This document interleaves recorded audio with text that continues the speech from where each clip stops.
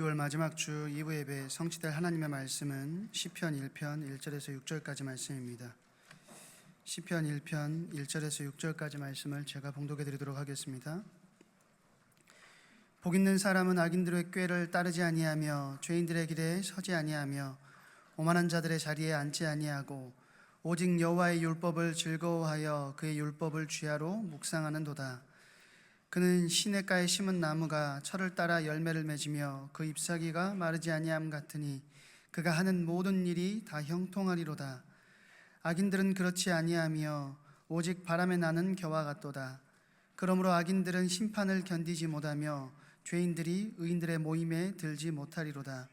무릇 의인들의 길은 여호와께서 인정하시나 악인들의 길은 망하리로다. 아멘. 나의 상태를 점검합시다 라는 제목으로 배장현 목사님 나오셔서 하나님 말씀 증거하시겠습니다.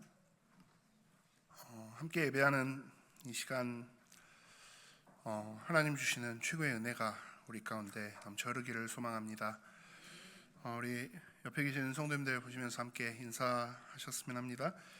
하나님이 나를 사랑하셔서 인도하십니다. 한 번 더 같이 인사하면서 권면하기를 원합니다. 지금 하나님을 바라봅시다.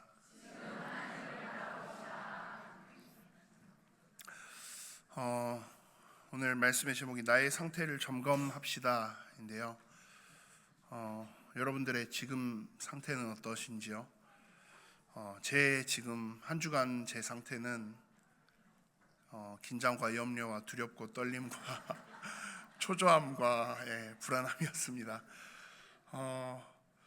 목사님 한 번씩 이제 해외 일정 가실 때마다 저희 이제 부목사님들이 주일 강단 섬기는데 사실 말에 차례가 자주 돌아오는 게 아님에도 불구하고 한 번씩 이렇게 이제 되면 좀 고난 주간 같아요. 정말 막 혼자 이번 주에는 그런 기도도 한번 했거든요. 하나님, 우리 목사님 해외 안 가게 해주시면 안 될까요? 그런 기도가 될 만큼 참 무거운 한 주간이었습니다. 그래서 한편으로는 마음속으로는 빨리 2부 예배가 끝나기를 간절히 바라고 있기도 해요. 근데 우리 담임 목사님 해외 이렇게 일정 움직이시는 그런 스케줄들이 또 한편으로는 세계복음화라는 어떻게 보면 되게 막연하고 추상적일 수 있는 단어가 우리 예일교회에 있어서만큼은 굉장히 구체적으로 붙잡아질 수 있는 시간이기도 해요. 그냥 구호처럼 그냥 세계복음화 하는 외치고 끝나는 저 멀리 있는 단어가 아니라 이 세계복음화라는 응답의 흐름 속에서 지금 전 세계 곳곳에서 전도운동이 일어나고 렘넌트 운동이 일어나고 또 그 중요한 응답의 흐름 속에서 또 귀하게 쓰임받는 우리 담임 목사님 또 우리 에스더 사모님 통역으로 함께 하시는 그 모든 발걸음들을 보면서 우리 예일교회는 그런 측면에서는 선교라는 단어 그리고 세계복음화라는 단어가 막연히 그냥 먼 단어는 아니다라는 생각을 많이 하게 돼요. 담임 목사님이 움직이시는 그 모든 일정에 또 우리가 그냥 목사님에게 에스더 사모님이랑 담임 목사님이랑 세계복음화 하고 다니시는구나 하는 게 아니라 그 현장을 두고 우리가 구체적으로 기도하고 또 그 나라와 선교 현장, 선교지들, 선교사님들을 두고 우리가 계속해서 구체적인 기도들을 함께 이뤄나갈 수 있다면 우리에게 있어서 세계복음화는 진짜 먼 단어가 아닌 거죠. 선교는 멀리 있는 개념이 아닌 거죠. 그래서 정말 많은 기도, 특히 목사님 해외 일정으로 출타 중이실 때는 정말 많은 기도를 집중해서 함께 해주시기를, 물론 지금도 너무 잘 해주고 계시지만 우리가 그 기도의 흐름을 놓치지 않기를 간절히 소망합니다. 또 이번에는 미국 뉴저지에서 이렇게 대학 집회를 하시고 또 이제 주일 지나고 나면 또 다음 주에는 캐나다 토론토에서 캐나다 렘넌트 대회로 함께 하시는데요. 제가 이렇게 지도로 좀 이렇게 찾아보고 했더니 물론 그 미국 캐나다 그 땅덩어리가 워낙 넓기도 합니다만은 지도로 보니까 뉴저지에서 그 토론토는 좀 그래도 가깝네 싶더라고요.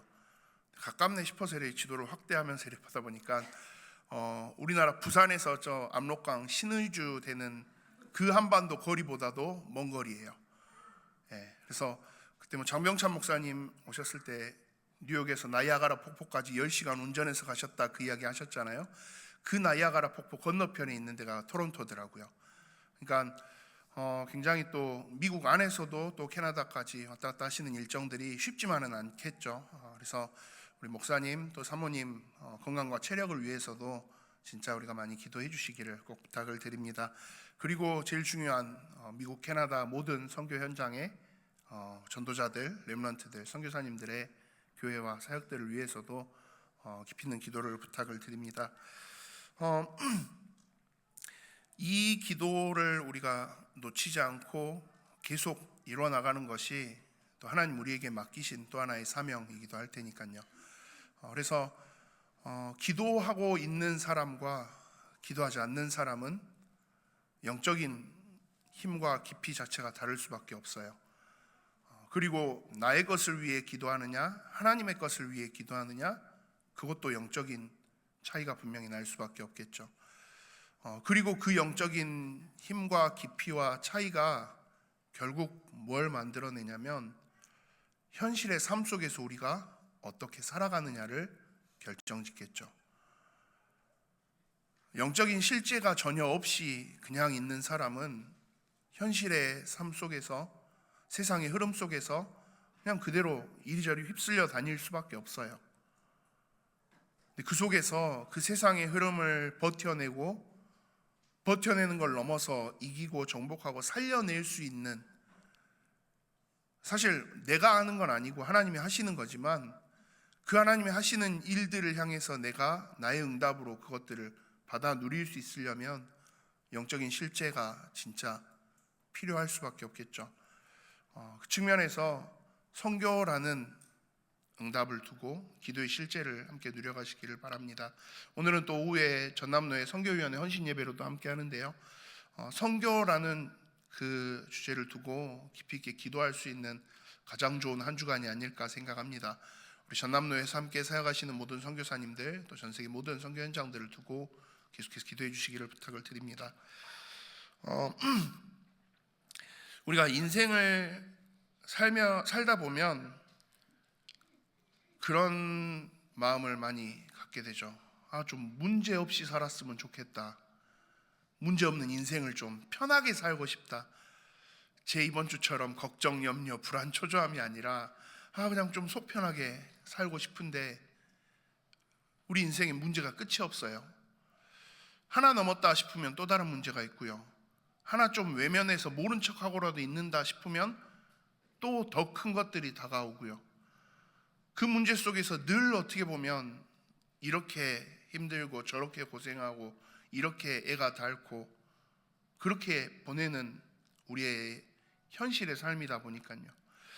이 문제가 없었으면 하는데 사실 조금 이제 저도 어릴 때는 그 생각을 참 많이 했는데 이제 와서 보니까 인생을 사는데 문제가 없을 수는 없더라고요. 애초에 문제가 없는 인생이라는 게 존재하지 않아요. 돈이 없어서 내가 문제가 생기나? 근데 돈이 있는 사람들도 문제는 똑같이 계속 있어요. 돈이 있어서 오는 문제가 또 있어요. 그 돈을 지켜야 해서 오는 문제가 또 있고요. 그 돈을 혹은 어떤 사람은 더 불려내지 못함이 또 어마어마한 문제가 되기도 해요. 그러니까 인간에게 있어서 문제는 뗄 수 없는 거죠. 성공하면, 머리가 좋으면, 잘생기면 문제가 없을까? 아니요. 문제는 끝이 없더라고요. 문제는 언제 끝나요? 우리가 죽어야 끝나요. 인생을 사는 동안에 이 문제는 끝이 없어요. 근데 그런 우리 인간적인 문제만으로도 사실 버겁고 벅찬데 원래 인간의 상태가 어때요? 창세기 3장 하나님을 떠난 이후로는 가장 심각한 그 무엇으로도 해결할 수 없는 가장 절망적인 멸망의 문제 앞에 서게 됐어요. 아무리 세상의 모든 것들을 다 가지고 있는 사람이 나타난다 해도 이 문제를 해결할 수가 없어요. 그리고 그 문제의 마지막 결말은요, 멸망이에요. 이걸 빠져나갈 수 없는 해결할 수 있는 답도 능력도 아무것도 없는 우리에게 지난주 우리 주신 말씀 보시면요, 하나님이 찾아오셨어요. 예수 그리스도라는 복음으로 우리에게 다가오셔서 복음 주시고 우리를 구원하시고 우리를 인도해 주셨어요. 그리고 구원해 주시고 물에 빠져 있는 자를 건져 놓고, 자 이제 건져 줬으니까 네가 알아서 잘 살아남아라, 홀로서기 해라가 아니라 뭐라고 말씀하세요? 내가 너와 영원히 함께 할 거야 라고 말씀해요. 그러면서 두려워하지 마, 놀라지 마 라는 말씀들을 계속하시죠. 근데 그 말 속에 이미 우리가 인생을 살면서 갖는 그 소망에 대한 답이 있어요. 두려워하지 마, 놀라지 마라는 말은 두려워할 일과 놀랄 일들이 계속 있을 거니까요. 근데 걱정하지 마, 내가 너하고 함께 하니까 그게 너를 집어삼키지 못해. 하나님이 말씀하시는 건 그거거든요. 예수는 그리스도 모든 문제 해결자 하는데, 저는 어렸을 때 그렇게 이해했거든요.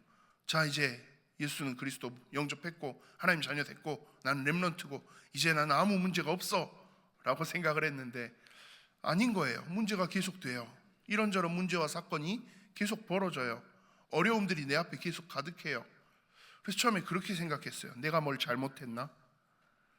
또 심지어 저희 어머니 아버지가 엄청 저를 좀 많이 누르시는 스타일이어가지고, 네가 복음을 못 누려서 그래, 네가 예배를 똑바로 안 드려서 그래, 뭐 그렇게 이제 이야기를 주로 하시다 보니까 저 그래서 이 문제가 생기는 건 줄 알았어요. 그래서 예배를 진짜 잘 드리고 내가 복음을 진짜 잘 누리면 문제가 안 생기겠구나.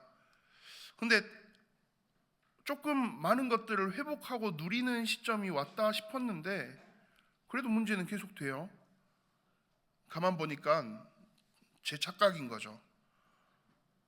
문제는 이래도 저래도 어차피 계속 와요.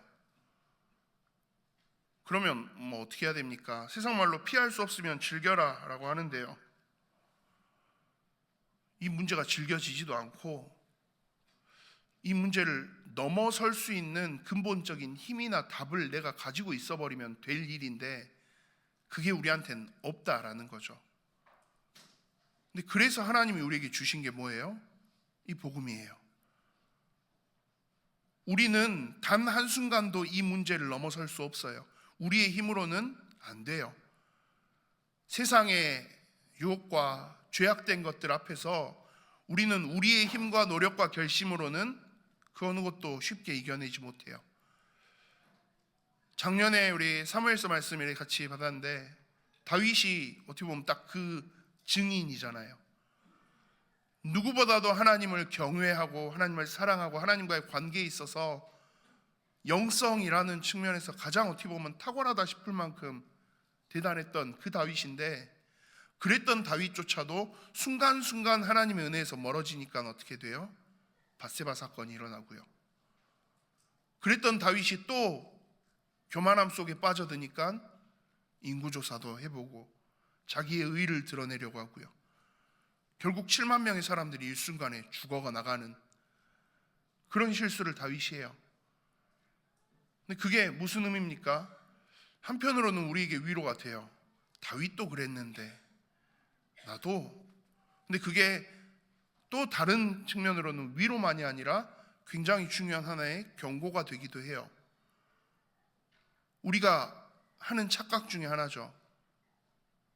하나님이 주신 응답과 축복 속에 서 있다 보니까 응답 주신 하나님께 집중하는 게 아니라 어느 순간 응답받고 있는 내 모습에 집중을 해요. 나를 축복하시는 하나님께 영광 돌리는 게 맞는데 이게 계속 많이 가다 보면 어느 순간 미묘하게 그 하나님의 축복받은 나도 드러나기를 원해 가요. 그게 계속되다 보면 바뀌는 거죠. 주객이 바뀌는 거예요. 내가 하나님의 자리에 나도 모르게 서 있는 것, 하나님께 영광 돌리는 자리에 내가 드러나는 나의 의가 어느 순간 자리하고 있는 것. 그러다 보면 뭐 해요? 더 이상 하나님을 간절하게 찾고 의지하지 않아요. 내가 마치 할 수 있는 것처럼 여기고 가요. 문제는 우리는 그럴 힘이 없다라는 거죠. 육신적으로는 우리는 살아가다 보면 그 힘을 우리가 쌓아갈 수 있어요. 저희 집 막내가 이제 4살인데요. 재작년 말, 작년 초까지만 해도 아직 막 이렇게 걷고 막 이렇게 계단 올라오고 그런 게 조금 어려웠어요. 그러다 보니까 뭐 2층을 올라가고 뭐 어린이집 올라가고 막 이래 할 때 처음에는 되게 당당하게 지가 내가 할 거야 손 잡지 마 하고 막 이래 하다가 딱 3발짝 걸어요. 3걸음 딱 올라가고 나면 그 다음에 바로 뒤를 돌아봐요. 아빠 뭐 네가 한다며. 그럼 이제 막 짜증내고 울고 못 올라간다 이거죠. 잡고 도와달라 이거죠. 그럼 제가 잡고 이렇게 해주면 또 이제 아빠 고마워 막 이래 하고 들어가요. 근데 그 아이에게는 이 계단이 우리 그루터기 어린이집 올라가는 한 20개 정도 되는 그 계단이 굉장히 큰 문제인 거죠. 내가 감당할 수 있는 힘이 없으니까. 근데 요즘은요, 저희 아들이 요즘에는 저를 아예 신경 쓰지 않아요. 심지어 제가 손잡고 가는 거 제 손을 뿌리치고 뛰어가요. 어린이집 가서 자기 왔다고 벨 누르는 그 재미의 맛을 들려가지고 요즘에. 근데 그것보다 중요한 건 뭐예요? 계단을 요즘에는 쾅쾅쾅쾅쾅 뛰어서 지가 올라갈 수 있거든요. 그러니까 더 이상 아빠가 필요하지 않아요. 맨날 저보고 그냥 입구에서 그냥 빠이빠이 하고 맨날 가라 그래요. 계단 올라오지 말고. 자기는 빨리 벨 누르러 가야 되니까. 요즘에는 그래서 진짜 그렇게 막 가요. 왜요? 컸으니까요. 힘이 생겼어요. 이제는 힘이 있으니까 더 이상 이 계단이 문제가 아닌 거죠. 자, 우리의 육신은 그렇게 되어질 수 있어요. 근데 영적인 부분에서는 우리는 그렇지 않아요. 내가 엄청 영적인 힘을 많이 얻고 영성이 내가 깊어지고 하면 이겨낼 수 있겠지. 아니요. 그 영성이라는 개념 자체가 결국은 뭐예요? 하나님과의 관계예요. 내가 얼마나 영적으로 깊이 있게, 내가 얼마나 은사와 능력을 많이 행하고, 영적인 부분이라는 거 애초에 내가 가지고 있을 수 있는 영역이 아니에요. 하나님과의 관계를 이야기하는 거예요. 근데 우리는 자꾸 그게 내 거인 것처럼 생각해요. 내 능력, 내 힘의 영역이라고 생각하는 거죠. 아니요. 얼마나 하나님을 간절히 바라보고 있느냐, 얼마나 하나님을 인정하고 있느냐. 담임 목사님 많이 하시는 말씀처럼 하나님을 하나님으로 진짜 믿고 인정하고 그렇게 서 있는지, 결국은 그 영역이거든요. 내가 할 수 있는데 라고 여기는 것부터가 이미 영적인 마이너스의 시작이에요. 그래서 저는 한동안 좀 그런 게 있었거든요. 막 교회들이 막 이런저런 문제들도 생기고 막 목사님들이 이런저런 일들로 막 터지고 하는 막 그런 것들을 볼 때 어떻게 그럴 수 있어? 어떻게 저 목사님이, 저 교회가 어떻게 이러지? 한동안 굉장히 그걸 날카롭게 막 이야기하는 상황들이 많이 있었어요. 근데 어느 날 어떤 그 유명한 한 목사님 이렇게 설교, 제가 인터넷 막 유튜브 보다가 갑자기 틱 나왔는데 그 목사님이 그런 이야기를 하시더라고요. 막 이런저런 교회 상황들 하면서 많은 목회자들의 문제들 그거 보면서 본인도 막 그러고 있는데 어느 날 하나님이 자기한테 그런 마음을 주셨대요. 그 다음은 널 수도 있어. 그 말이 자기한테 너무 크게 마음에 와닿았다. 근데 제가 그 말씀을 보는데 제가 띵 하더라고요. 저에게도 마찬가지거든요. 하나님 은혜를 내가 의지하지 않고 내가 할 수 있어 라고 여기는 입장에 서버리면 제 영적인 수준은 고작 그 정도예요. 그러면 제가 죄의 유혹을, 세상의 흐름을, 사단의 공격을 제 힘으로, 제 영성으로 제가 뭔가를 막 해서 제가 이겨낼 수 있어요? 저는 단 한순간도 이겨낼 수 없어요. 그대로 무너져요. 그래서 우리에게 매 순간 뭐가 필요한 거예요? 하나님의 은혜가 필요함을 고백하면서 서야 돼요. 그게 영적인 힘이에요. 그래서 현실의 상황들이, 위협들이, 문제들이 막 나를 향해서 다가올 때 내가 어떻게 반응하고 있을까, 그걸 확인해 보는 거, 오늘 제목처럼 점검해 보는 거 중요해요. 이걸 내가 하려고 하고 있으면 이미 틀린 거죠. 이 문제를 내가 해결하려고 하고 있으면 우리는 그대로 이미 실패의 길로 접어든 거나 마찬가지예요. 그래서 성경이 말씀해요. 교만함이 제일 위험해요. 하나님을 온전히 신뢰하고 인정하는 자리가 아니라 내가 드러나는 그 순간이 사실 제일 위험해요. 그러면 이 현실 앞에서 우리가 어떻게 영적으로 올바르게 반응하면서 나아가야 할까라는 질문을, 답을 저는 시편 1편 말씀을 통해서 함께 확인했으면 해요. 오늘 시편 1편은 150편이나 되는 시편 전체의 주제와도 같은 그런 성경이다라고 담임 목사님 말씀하셨죠. 수많은 여러 가지 상황과 감정과 현실의 것들에 부딪히는 수많은 상황 속에서 하나님을 향해서 했던 그 많은 고백들이 다 모아져 있는 게 시편이에요. 그래서 사실 우리가 삶 속에서 현실의 여러 가지 문제 앞에서 우리가 겪는 우리의 감정과 가장 많이 유사할 게 시편일 거예요. 그리고 그런 상황에서 이 시편의 기자들은 이렇게 고백하고 있구나, 나는 이런 상황에서 내 감정으로, 내 상황으로 나는 이렇게 치우쳐 갔는데 이 사람은 이렇게 하나님 앞에 고백하고 있구나. 그래서 우리의 삶과 연결지어서, 우리의 삶 속에서 우리의 감정과 연결지어서 가장 많은 적용을 쉽게 할 수 있는 성경이 시편이기도 합니다. 근데 그런 시편의 처음 시작 1편에서 두 사람을 이야기해요. 복 있는 사람과 악인, 의인이라고 불리우기도 하는 복 있는 사람, 그리고 악인을 이야기해요.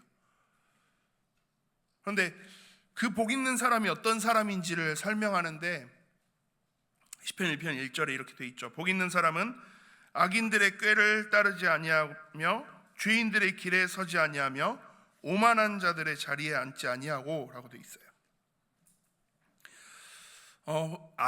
악인, 죄인, 오만한 자라는 이 단어들에 우리가 보통 집중하는데 그 뒤에 따르는 단어들에 조금 먼저 집중을 해보셨으면 해요. 악인들의 꾀를 따르지 않는다, 죄인들의 길에 서지 않는다, 오만한 자의 자리에 앉지 않는다. 이 단어들이 말하는 게 뭐예요? 무언가를 따르고 무언가를 위해 어디에 서 있고 어디에 앉아 있고, 우리가 일상을 살아가면서, 현실을 살아가면서 하는 우리의 행위 자체를 어떻게 보면 이야기하는 거기도 해요.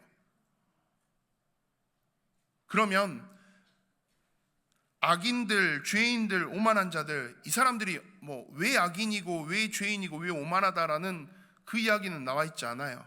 그런데 그냥 그 모습들을 가지고 이야기하면서 일상의 행위 전체를 먼저 전제하면서 말씀하고 있는 거죠. 복 있는 사람은 일상의 행위, 삶의 영역에서, 현실의 영역에서 악인들과 죄인들과 오만한 자들의 방식을 따르지 않는다라는 이야기인 거거든요. 그래서 단순히 시편 1편을 신자와 불신자의 개념으로만 이해할 일은 아니에요. 하나님을 믿는다라고 하지만 그 속에서 우리가 삶의 영역을 어떻게 살아가고 있느냐의 측면으로도 우리가 이해할 수 있어요. 하나님을 믿지만 내가 지금 복 있는 자의 영역으로 내 삶의 일상의 영역을 살아가고 있는지, 아니면 악인들과 죄인들과 오만한 자들의 영역과 모습으로 내 일상의 삶을 살아가고 있는지, 시편 1편 1절은 그렇게도 우리가 바라볼 수 있는 거죠. 오만한 자의 자리에, 하나님의 주인 되시는 하나님의 통치와 하나님의 다스림이 아니라 내 뜻과 내 판단과 내 계획과 내 결정, 내 의지대로, 그것 자체가 이미 복 있는 자가 아니라는 거예요. 복 있는 자는 그렇게 가지 않는다라는 거예요. 내 삶의 영역을 그렇게 살아가지 않아야 된다라는 거예요. 주일날 예배 드릴 때만, 그리고 일상의 6일간의 나의 삶의 영역으로 갔을 때는 그냥 내 마음대로 내 뜻대로가 아니라 내 그 일상의 삶의 현장에서도 하나님이 원하시는 것들, 하나님의 뜻, 하나님을 바라보는 자리, 우리가 그렇게 설 수 있어야 그게 복 있는 사람이다라는 거예요. 1절이 좀 부담되는데요. 근데 사실 2절이 더 부담돼요. 그렇게 앉는 것까지는 뭐 그렇게 하는데, 그 다음이 오직 여호와의 율법을 즐거워하여 그의 율법을 주야로 묵상하는도다. 율법을 즐거워한다는 게 사실 정말 불가능에 가까운 이야기일 수도 있어요. 왜냐하면 율법은 뭐예요? 굉장히 딱딱한 거거든요. 이건 해라, 이건 하지 말아라, 이거 잘못하면 너네 이렇게 된다. 딱 뭐예요? 잔소리거든요. 저는 저희 어머니가 이제 굉장히 잔소리가 심하신 스타일이신데, 저는 저희 어머니의 잔소리가 즐거웠던 적이 한 번도 없어요. 늘 잔소리. 결혼하면 잔소리가 끝날 줄 알았어요. 결혼했는데도 잔소리. 심지어 같이 안 사는데도 불구하고 한 번씩 집에 찾아오셔서 잔소리. 손주들이 태어나고 아이들하고 좀 이렇게 놀아주시면 오셔서 손주들하고 노는 와중에도 제가 보이면 잔소리. 정말, 그래서 저는 저희 어머니가 저희 집에 오시는 걸 별로 안 좋아해요. 아들이라고 하나 있는 게 참, 네. 근데 제 입장에서는 시도 때도 없이 계속 잔소리가 나오시거든요.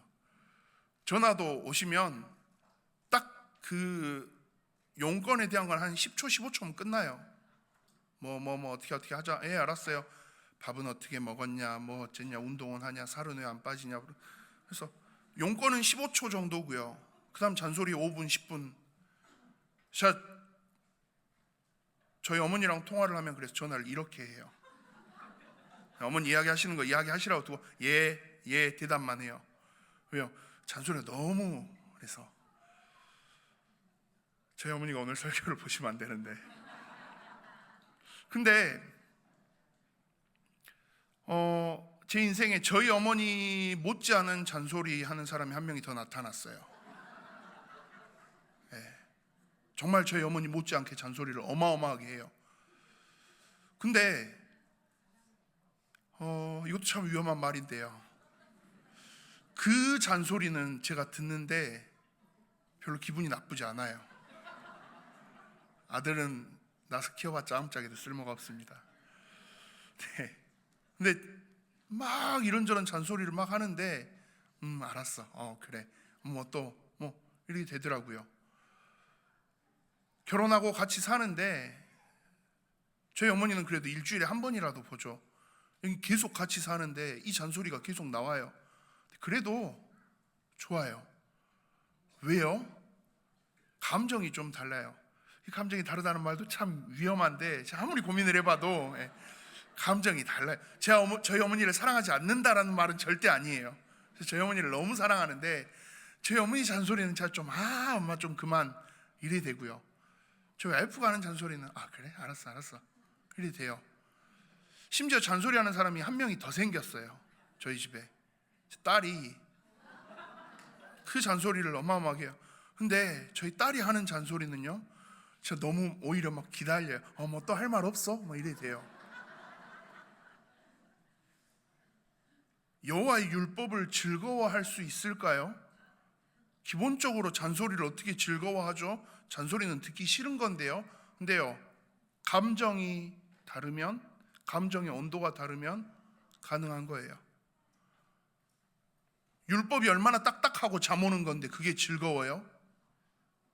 하나님을 향한 감정이 그만큼 다르다라는 거겠죠. 그래서 그 말씀을 또 주야로 묵상하고 있는 거, 하나님과의 관계가 그만큼 가깝게 서 있느냐, 그러면 복 있는 사람이라는 거예요. 앞에 악인들, 죄인들, 오만한 자처럼 내 일상의 영역에서 하나님과 거리를 두고 하나님이 막 이끌어 가시는 게 아니라 그냥 내 일상의 영역은 내 걸로 가지고 가는 게 아니라 내 그 일상의 영역에서까지도 하나님의 말씀을 찾고 기억하고 묵상하고 즐거워할 수 있는 것, 그 상태가 복 있는 사람이다라는 거죠. 그래서 그 사람은 뭐 해요? 시냇가에 심은 나무가 철을 따라 열매를 맺으며 그 잎사귀가 마르지 아니함 같으니 그가 하는 모든 일이 다 형통할 거래요. 자, 서론에 말씀드렸던 문제 없는 인생, 그 답이 지금 3절에 나와요. 형통한다라는 말은 어떤 문제가 와도 다 좋게 풀릴 수 있다라는 이야기예요. 그러면 그게 어떻게 가능합니까? 문제를 결정짓는 건 결국 아까 뭐라고 그랬죠? 제 아들처럼 내가 힘이 있으면 돼요. 능력이 있으면 돼요. 근데 우리는 그 능력이 없는데요. 우리는 그 능력이 안 되는데요. 하나님의 은혜가 없으면 당장이라도 우리는 넘어지는데요. 예, 답이 나왔네요. 뭐만 있으면 돼요? 하나님의 은혜가 있으면 돼요. 그 하나님의 은혜를 내가 구하고 서 있으면 돼요. 하나님의 통치하심과 다스리심과 하나님의 뜻과 하나님 일하시는 걸 내가 바라보면서 내 삶의 영역을 그쪽으로 계속 밀어 넣어가면 돼요. 그러면 문제가 막 와도 누가 그걸 해결하세요? 힘 있는, 능력 있으신, 전능하신 하나님이 해결하실 거니까요. 그러니까 형통할 수 있다라는 거예요. 복 있는 사람의 기준은 그래서 하나님과의 관계 속에 있는 거예요. 문제를 내가 다 해결하는 게 아니라 하나님이 해결하실 수 있도록, 지난주 우리 주일 말씀 이후에 시선 찬양했는데요. 시선을 하나님께 드리면 하나님이 일하기 시작한다. 사실 조금 막 이렇게 깐깐하게 따지고 들면 우리가 시선을 두니까 하나님이 일하세요? 조금은 약간 어폐가 있는 말이죠. 하나님은 언제나 일해 가세요. 언제나 일하고 계시고요. 단지 내가 시선을 하나님께 두지 않으니까 하나님 일하시는 걸 내가 못 보고 산 것뿐이에요. 내 인생 속에, 내 현장 속에 하나님이 계획하시고 일하는 걸 내가 전혀 느끼지도 못하고 보지도 못하고 살았어요. 왜요? 내 거 보느라 정신이 없어서. 근데 그 시선을 하나님께 두면 하나님이 일하시는 것들이 보이는 거죠. 하나님이 내 현장에서 이렇게 일하시네, 하나님이 이 문제와 위기 앞에서 이렇게 역사하시네, 그게 보이는 거죠. 그리고 결국 결과는요, 누가 이겨요? 하나님이 이겨요. 문제가 이기는 게 아니라, 현실이 이기는 게 아니라 하나님이 그 모든 걸 다 이겨내세요. 덮어내세요. 꺾어내세요. 그리고 살려내세요. 그러니까 오늘 시편 기자는 말하는 거죠. 그가 하는 모든 일이 다 형통하리로다. 하나님 손 붙잡고 하나님 이끄시는 대로 가고 있으니까, 나 때문에 형통한 게 아니라 하나님이 하실 수 있도록 내가 하나님만을 바라보고 가고 있으니까. 자, 악인들은 그렇지 않아요. 오직 바람에 나는 겨와 같습니다. 그냥 바람 한번 싹 불면 현실에 어마어마한 풍랑이 아니라 그냥 바람 하나만 싹 불어도요, 날아가요. 근데 이 모습이 사실은 이 악인이라고 말하는 이 바람에 부는 휘날리는 겨와 같은 모습이 원래는 누구의 모습이에요? 우리의 모습이라는 거예요. 하나님을 의지하고 서 있지 않은 악인의 상태로 우리가 서버리면 우리는 현실의 바람이 불어오면 그대로 어떻게 된다고요? 날아가는 존재예요. 그런데 악인의 자리가 아니라 복 있는 자의 자리로 하나님을 즐거워하고 하나님을 사랑하고 하나님을 의지하고 서 있으면 그 어떤 바람이 불어와도 시냇가에 심긴 나무처럼, 뿌리가 완전히 힘있게 내린 나무처럼 어떤 것도 이겨내고 열매를 맺고 나아갈 수 있다라는 거죠.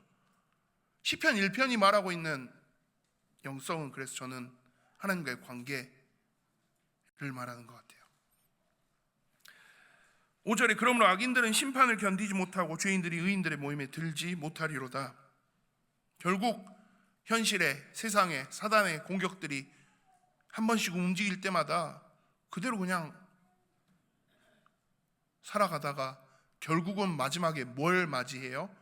하나님의 심판을 맞이해요. 그리고 하나님이 부르시는, 하나님과 함께하는 의인들의 모임에 들어올 수 없는 거죠. 여기까지가 시편 1편 전체의 쭉 흐름인데, 마지막 6절이 시편 1편 전체를 또 어떻게 보면 결론 짓는 하나의 말씀이기도 한데요. 6절에 무릇 의인들의 길은 여호와께서 인정하시나 악인들의 길은 망하리로다 라고 하고 있어요. 저는 이 시편 1편 6절의 말씀이 제 인생에 굉장히 중요한 하나의 구절이기도 하거든요. 이 말씀들을 많이 묵상하면서 우리가 하고 있는 큰 오해와 착각 중에 하나가 있어요. 순간의 선택이 평생을 좌우한다 하던데요, 선택이 굉장히 중요한 것처럼 우리가 생각해요. 이 상황에서 내가 어떤 최선의 선택을 해야 될까? 이게 우리에게 정말 중요한 것처럼 많이들 생각을 해요. 근데 시편 1편 6절이 말하는 건 뭐예요? 선택이 중요한 게 아니에요. 여러 가지 길이 있고 그 중에 정답을 선택하는 게 아니고, 정답이 먼저 정해져 있고 그 정답을 찾아내는 게 아니고요, 내가 의인으로 복 있는 자의 상태로 서 있느냐 악인의 상태로 서 있느냐에 따라서 내 길의 답이 결정된다는 이야기예요. 내가 이 길을 선택하는데 내가 지금 복 있는 자로 하나님이 원하시는 방향에 집중하면서 하나님 은혜를 구하면서 그렇게 내가 이 길을 걸어가고 있으면 그 길을 하나님이 정답으로 인정하시겠다는 거예요. 그리고 가장 완벽하고 논리적이고 정확한 답인 것 같은 이 길을 내가 선택했는데 내 상태가 악인들과 같은 상태라면 그 길은 뭐 하도록 만드시겠다는 거예요? 망하도록 만드시겠다는 거예요. 근데 그게 맞죠. 하나님 입장에서도 내 자녀가 위험한 길을 계속 가요. 그럴 거면 그 길이 그냥 빨리 망하도록 하고 다른 길, 원래의 길로, 원래의 상태로 돌아오도록 만들기를 원하시는 거니까요. 그래서 선택이 결정하는 게 아니고요, 상황이 결정하는 게 아니고요, 상태가 결정하는 거예요. 내가 지금 하나님을 어떻게 바라보고 있는지, 내가 지금 하나님과 어떤 관계 위에 서 있는지. 그래서 오늘 제목을 제가 나의 상태를 점검합시다 했던 게요, 우리가 이 상태를 점검할 수 있어야 돼요. 내가 지금 과연 하나님을 바라보는 상태 위에 서 있는지, 복 있는 자의 상태로 서 있는지, 아니면 내가 드러나 있고 나를 드러내야 되고 내가 인정받아야 되는 악인의 상태에 서 있는지, 내 현실의 삶의 영역에서 세상이 말하는 흐름과 방법대로 그냥 치열하게 달려가기만 하는 그 상태에 내가 서 있는지, 그걸 점검해 봐야 돼요. 왜냐하면 점검을 해야 뭐가 돼요? 회복이 돼요. 회개, 지난주 우리 말씀하셨는데요, 회개하려면 뭘 먼저 알아야 돼요? 내가 지금 뭘 잘못하고 있는지를 알아야 회개를 하죠. 잘못한 게 있어야, 뭘 잘못했는지를 알아야 회개를 하죠. 근데 내가 잘못한 게 없어요. 나는 잘못한 게 없는데, 나 지금 잘하고 있는데, 나 엄청 잘 인도받고 있는데 왜 내가 회개해야 돼? 회개 못해요. 그러면 내가 지금 뭐가 문제인지를 전혀 인지하지 못하고 있으니까요. 안전불감증이라는 게 딱 그런 모습이죠. 주기적으로 정기적으로 검사도 해야 되고 위험성에 대한 것도 예상하면서 대응책도 마련해야 되고 막 해야 되는데 어때요? 괜찮아, 뭐 별일 없겠지, 지금까지도 괜찮은디. 그렇게 해서 한 주, 한 달, 1년, 2년 그래 가버리다 보면요, 그 부분에 있어서 완전히 무감각해져 버리면요, 결국 사고가 발생해요. 뭘 이렇게 딱딱하게, 이렇게 인생 까칠하게, 막 이렇게 불편하게 맨날 살아야 됩니까? 이거를 굳이 매번 점검해야 돼요? 이걸 굳이 매번 확인해야 돼요? 근데 그거 하지 않으면 안 보여요. 뭐가 잘못됐는지. 괜찮다라는 거는 믿음이 아니에요. 나는 언제든지 하나님의 은혜가 아니면 그대로 무너질 수밖에 없는 그런 존재예요. 그러니까 나는 오늘도 지금도 하나님의 은혜가 필요합니다. 이 위에 우리가 선다면 사실 점검은 당연히 해야 되는 거예요.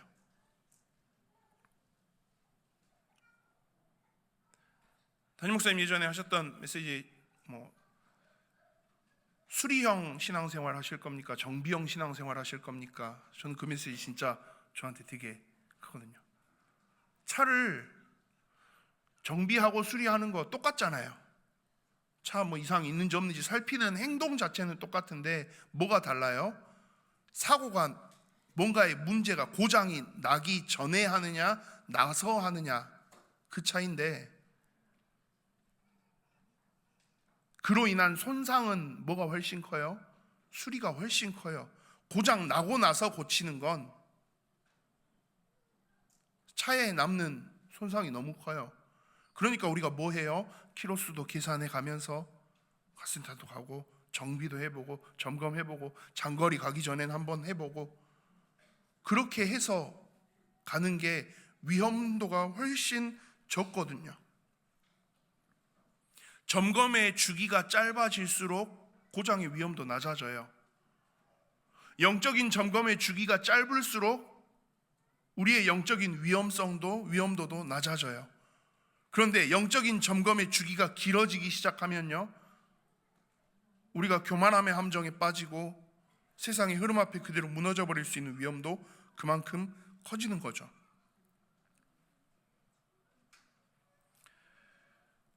그래서 우리가 어떻게 해야 됩니까? 내가 지금 교회 다닌 게 몇 년인데, 내가 지금 목사인데 내 직분, 그거 중요하지 않아요. 그냥 우리는 계속 뭐에 충실해야 돼요? 오늘 나의 상태를 점검하는데 충실해야 돼요. 나 오늘 지금 하나님을 어떻게 바라보고 있지? 나 오늘 지금 하나님을 어떻게 믿고 있지? 나 오늘 하나님이 원하시는 게 뭐지? 예전에는 중요하지 않아요. 내가 직분이, 저는 그래 치면 저희 아버지도 목사, 저도 목사, 2대째 목사예요. 우리 집이 지금 목사 2대째인데 그게 뭐가 중요해요? 목사가 2대가 아니라 20대가 목사여도 지금 이 영적인 상태의 점검이 이루어지지 않고 하나님과의 관계의 단절이 길어져 버리면요, 의미 없는 거죠. 엘리 제사장의 모습이 딱 그랬잖아요. 점검이 너무 길어져 버리면 안 돼요. 좀 불편해요. 좀 귀찮아요. 그렇지만 그 점검이 이렇게까지 해요? 굳이 그렇게 꼭 딱딱하게 진지하게 해야 돼요? 그게 내 영적인 상태를 지키는 가장 좋은 방법이니까요. 내가 영적으로 위험해지지 않는 가장 좋은 방법이니까요. 이게 굳어져서 내 힘으로 부딪히는 게, 내 힘으로 나아가는 게, 내 힘으로 해결하는 게 자연스러워지기 시작하면요, 그러면 그 착각이 슬슬 와요. 내가 다 할 수 있는 것처럼. 그러다가 진짜 폭풍과도 같은, 파도와도 같은 것들이 휘몰아치면 그때 어떻게 돼요? 산산이 부서지는 거죠. 천부에 의지 없어서 손 들고 옵니다. 근데 그렇게라도 오면 다행이에요. 근데 또 그것조차도 잘 안 되다 보면 뭐 해요? 하나님을 향해서 나아갈 생각을 하는 게 아니라 너무 그게 굳어져 버리면 그냥 그대로 걱정, 염려, 불안함 속에 완전히 매몰돼서 있어요. 벌벌 떨면서 있어요. 이 모든 걸 넘어설 수 있는 답이 있는데, 그걸 알고 있는데 이 점검의 주기가 길어져 버리면요, 놓쳐요. 혹은 나는 잘하고 있어라는 내 중심에서의 착각에 빠져버리면 그러면 그 함정에 빠지지 않으려면요, 점검의 주기를 줄이는 수밖에 없어요. 그거 말고는 진짜 없어요. 여러분들의 삶 속에서 우리 주일날 예배하시는 이 시간뿐만이 아니라 여러분들의 삶의 현장으로 돌아가셔서 나의 영적인 상태를 점검하는 거, 주중에 여러분들 현장에서, 삶 속에서, 현실에서 어느 정도나 하고 계시는지요? 한번 점검해 보시는 거 필요해요. 나 일주일에 내 삶의 현장에서 하나님을 바라보는 복 있는 자로 서기 위한 그 시간 내가 얼마나 가지고 있지? 횟수는, 시간은 횟수와 시간이 중요합니까? 중요하죠. 점검하는 데는요. 한 번 해도 제대로 하는 게 중요하죠. 한 번 해도 제대로 하는 게 중요한데요. 그러고 한 번 제대로 했으니까 한 1년 있다가 해도 되겠네. 그건 위험한 말이에요. 짧게라도 하더라도 매일매일 바라보고 살펴보는 게 당연히 훨씬 안전해요. 나를, 나의 가정을, 나의 후대들을, 우리의 교회가 하나님 앞에서 온전히 인도받고 안전하게 갈 수 있으려면 그 점검의 주기를 줄이는 거 말고는 없어요.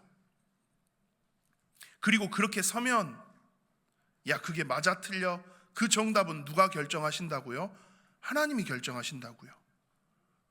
이걸 인정하는 것도 하나님이시고 이걸 망하게 하시는 것도 하나님이시고요. 그러면 그 하나님께 집중하겠다라는 게 틀릴 수는 없는 거죠.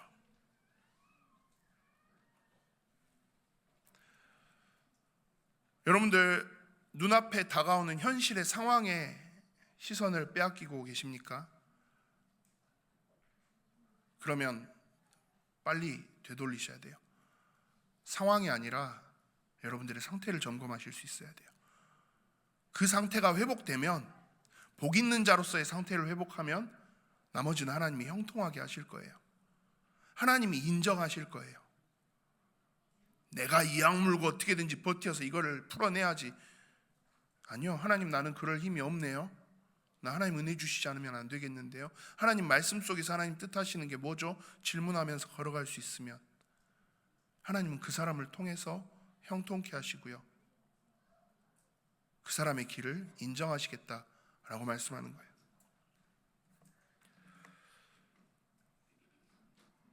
이 점검의 주기를 위해서 여러분들 하실 수 있는 영적인 도전이 있다면 좀 마음껏 하셨으면 좋겠어요. 주일날 예배드리면 됐지, 수요일날 수요예배 또 합니까? 금요일날 금요기도회 또 합니까? 새벽기도회 매일매일. 요즘에는 아예 전교인 성경 읽기. 왜요? 이 점검의 주기를 어떻게든지 줄이고 싶어서요. 주일날 예배드리는 일주일 한 번이 아니라 3일에 한 번 수요예배, 금요기도회 이렇게라도 하고 싶어서요. 매일매일 이 점검의 주기를 좁히기 위해서 새벽기도회라도 해보는 거예요. 그리고 매일매일 내 삶 속에서, 내 현장 속에서 이 점검의 주기를 좁혀보기 위해서 하나님 말씀 앞에 서보자라는 거예요. 그게 우리가 안전하게 설 수 있는 길이에요.